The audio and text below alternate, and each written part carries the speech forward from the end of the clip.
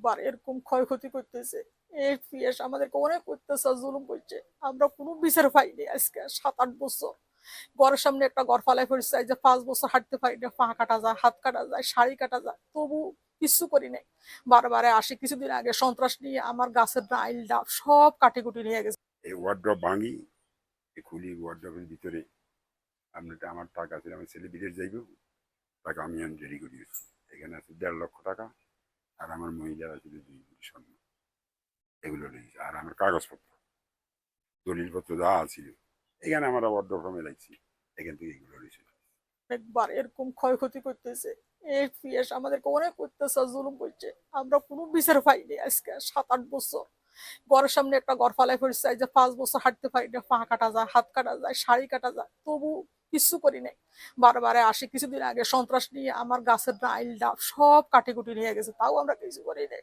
আমরা বিচার পাই না কারো কাছে, সালিশ দেওয়া করলেও কিছু পারি না। এইভাবে আমাদেরকে অত্যাচার জুলুম, আমরা অত্যাচার শিকার। প্রতিবার আসি অস্ত্র সহ নিয়ে লোকজন নিয়ে আসি, আমাদেরকে দরজা লাথি মারে, পিটি, সবকিছু করে। আমার ছেলে বাচ্চারা ওরা থাকতে পারে না এই অত্যাচারী পিএসের কারণে। আমরা ন্যায় বিচার চাই আপনাদের কাছে।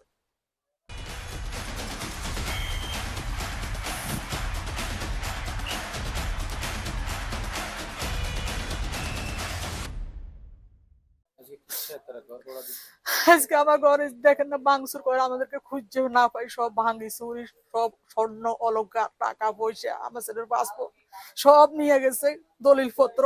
ঘর ফুটতে গেছে, গ্যাস লাইট হয়েছে, আগুন ধরে, এমন টাইমে বাড়ির সবাই তাদেরকে ঘর ফুটতে, ঘরে কি দোষ করছে, ঘর ফুটতে নিষেধ করছে।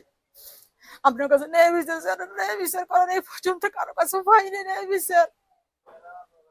সে এখন বলছে যে আগে আমার ছেলে হাত কাটবো, তারপরে দিয়ে আমার ফা কাটবো, আমার ওই পরিবারের সামলা খালাইবো, তারপরে ওই হাতের সালিশি বলবো।